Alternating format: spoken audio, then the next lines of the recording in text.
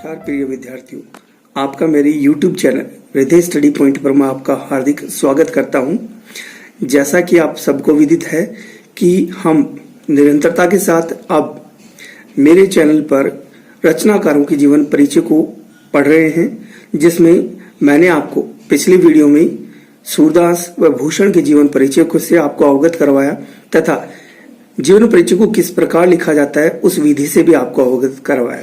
चलिए तो रचनाकारों के जीवन परिचय में मैं आपको लेकर चलता हूं। आगामी कवि बिहारी के जीवन परिचय को लेकर यह वीडियो मैं बनाने जा रहा हूं। यथासंभव प्रयास रहेगा इस वीडियो के माध्यम से आपको मैं बिहारी का जीवन परिचय यथासंभव याद करवा सकूं। तो चलिए बिना देर किए मैं आपको लेकर चलता हूं कवि के जीवन परिचय पर। जैसा कि आप देख पा रहे हैं, आज का हमारा कवि रहेंगे बिहारी। तो सर्वप्रथम बिहारी के जीवन परिचय में लिखने से पूर्व जो प्रथम टाइटल मैंने लिखा है कवि का नाम, जैसे कि हर वीडियो में हम लिखते हैं कवि का नाम बिहारी।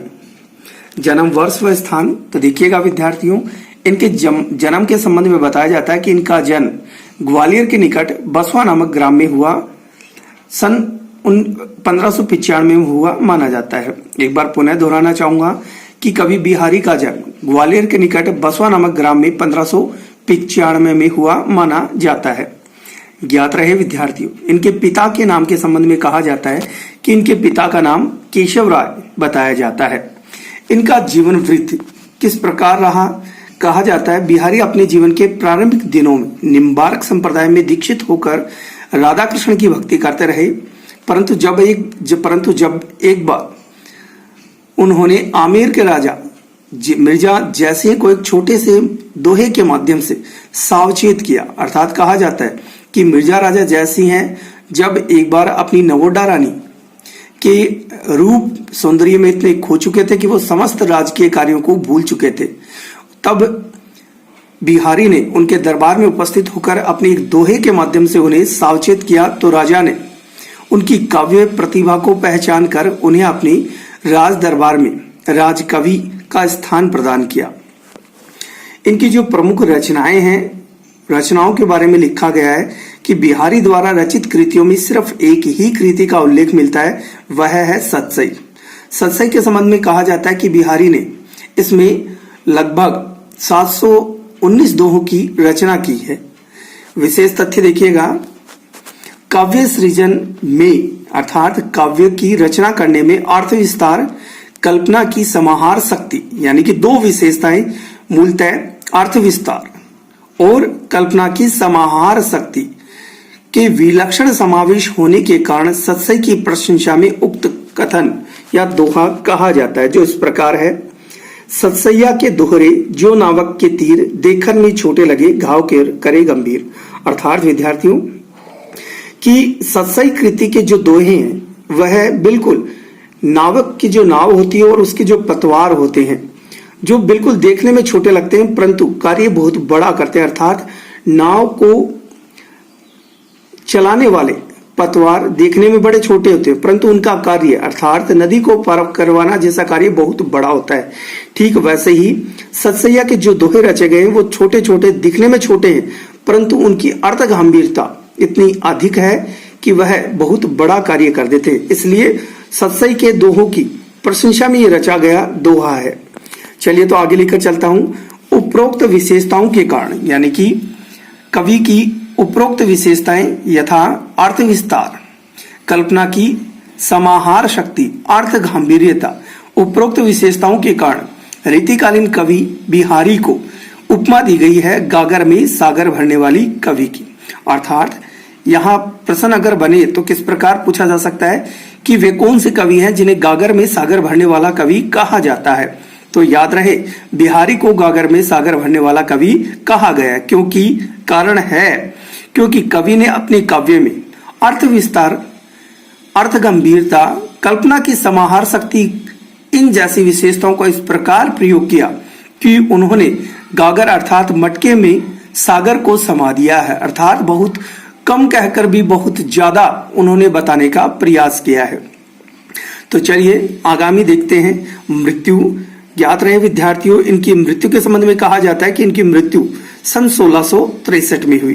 तो इसी बिंदु को मैं थोड़ा सा इसी बिंदु को मैं रोचक बनाकर कि बिहारी के बारे में हम किस प्रकार और अधिक अच्छी तरीके से याद कर सकते हैं। तो देखिएगा विद्यार्थियों देखिएगा, यहां हम जो जीवन परिचय कर रहे हैं वो है बिहारी का।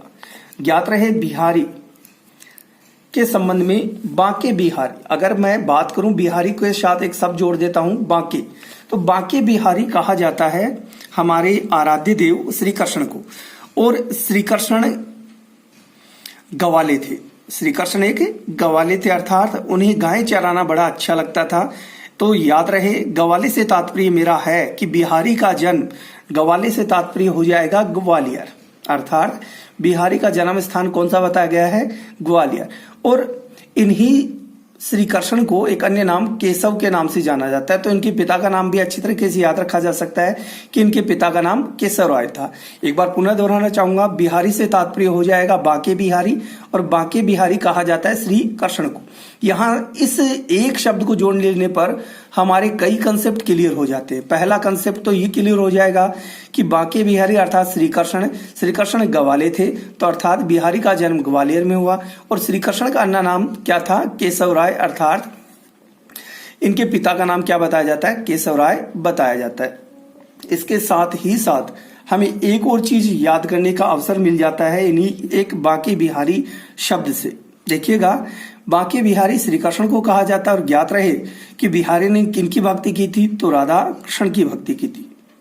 तो चलिए विद्यार्थियों, एक बार इनके कुछ विशेष बातों पर ध्यान दे लेते हैं कि बिहारी का जन्म है वो ग्वालियर के बसवा नामक ग्राम में 1595 में हुआ। इनके पिता का नाम केशव राय बताया जाता है।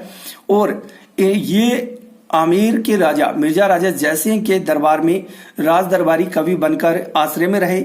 इनकी प्रमुख रचनाओं में एक ही रचना प्राप्त होती है जिसका नाम सतसई बताया जाता है। सतसई के बारे में कहा जाता है कि इन्होंने इस सतसई रचना में 719 दोहों की रचनाएं की। और इनकी काव्य सृजन में इन्होंने अर्थ विस्तार, अर्थ गांभीर्यता, कल्पना की समाहार शक्ति का ऐसा विलक्षण प्रयोग किया कि इस सतसई की प्रशंसा में एक दोहा कहा गया कि सतसई के जो दोहे हैं वो नावक के तीर के समान, अर्थात नावक के पास जो पतवार होते हैं उनके समान है। क्यों? क्योंकि ये दोनों ही देखने में छोटे लगते हैं परंतु घाव करे गंभीर, परंतु ये जो कार्य करते हैं वह बहुत ही बड़ा और श्रेष्ठ कार्य करते हैं। चलिए, तो इसी कारण रीतिकालीन कवि बिहारी को गागर में सागर भरने वाला कवि कहा जाता है। आइएगा आगे लेकर चलता हूं। इनकी मृत्यु 1663 में हुई। धन्यवाद विद्यार्थियों। अगर मेरे द्वारा पढ़ाए गए रचना का बिहारी का जीवन परिचय आपको अच्छा लगा हो, समझ में आया हो, तो प्लीज मेरे वीडियो को सब्सक्राइब, लाइक और शेयर करना ना भूलें। धन्यवाद।